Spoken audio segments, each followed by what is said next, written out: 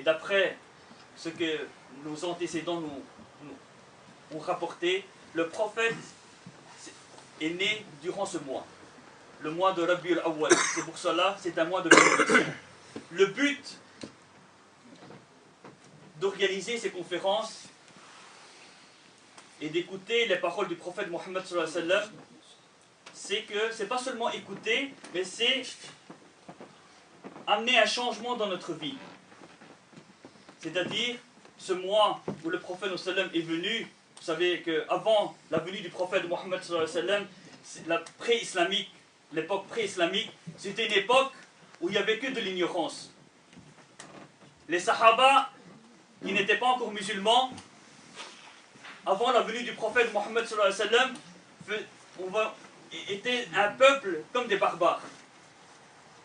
C'est-à-dire, comme des barbares, ils n'avaient aucune valeur pour l'homme. Et personne dans le monde entier voulait gouverner ces gens. Les gens de la péninsule arabique. Personne ne voulait gouverner. Pourquoi? Lorsqu'une fille était née, ils l'enterraient vivante. Même aujourd'hui, de nos jours, ce cimetière est encore, c'est-à-dire, on peut encore le visiter en Arabie Saoudite, où ils enterraient leur fille vivante. Tuer une personne était normal pour eux. Mais lorsque le prophète Mohammed sallallahu alayhi wa sallam est venu et leur a montré la valeur de l'homme, de l'humanité, de l'islam, ces gens sont devenus les meilleures créatures du monde entier. On les nomme les Sahaba. Et le but, comme je disais, le but de cette conférence, vous allez entendre les mashayikh qui vont parler sur la vie du prophète Mohammed sallallahu alayhi wa sallam, c'est pas seulement écouter, mais c'est changer notre vie.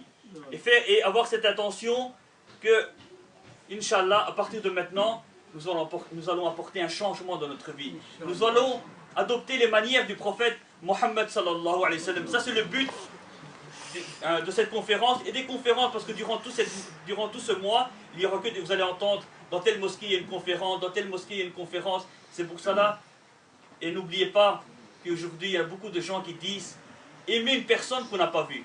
Le prophète Mohammed sallam, c'est une personne que nous n'avons pas vue. Mais comment aimer cette personne? Comment aimer cette personne? En lisant les livres. Parce qu'il nous a montré comment un musulman doit se comporter envers un autre musulman. Comment un musulman doit se comporter envers un chrétien. Comment un musulman doit se comporter envers un juif. Il s'est montré père. Comment un père doit se comporter envers ses enfants. Il s'est montré juge. Comment un juge doit juger. Il nous a montré comment une personne doit pardonner. Une histoire, et je terminerai ma parole.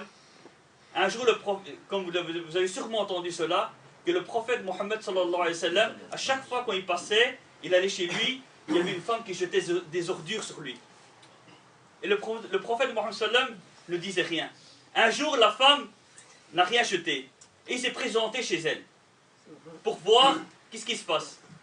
Et lorsqu'il a toqué, sa fille a regardé par le trou et elle a vu que c'est un jeune homme. Et elle a reconnu que ça c'est la personne sur qui ma mère jetait des ordures. Et elle a dit à sa maman elle était malade. Elle a demandé à sa maman, elle a dit que la personne sur qui vous jetez des ordures, la personne aujourd'hui elle est présente. Et moi je suis une jeune fille, je suis toute seule à la maison, il n'y a pas d'homme chez nous à la maison. Que faire maintenant? Elle a dit, j'ai attendu sur cette personne, qui est une personne qui est honnête. Ouvre la porte.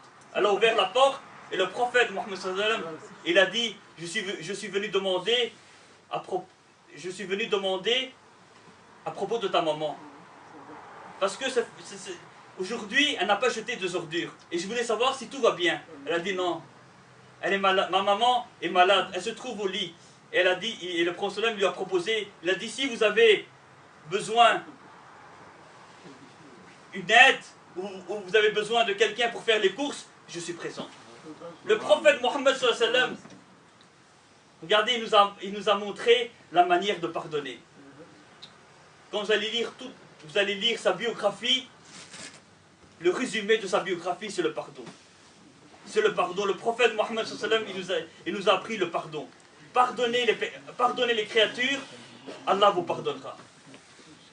Soyez bien avec les créatures, et celui qui est bien avec les créatures, vous verrez qu'il sera élevé dans ce bas monde et il sera élevé dans l'au-delà.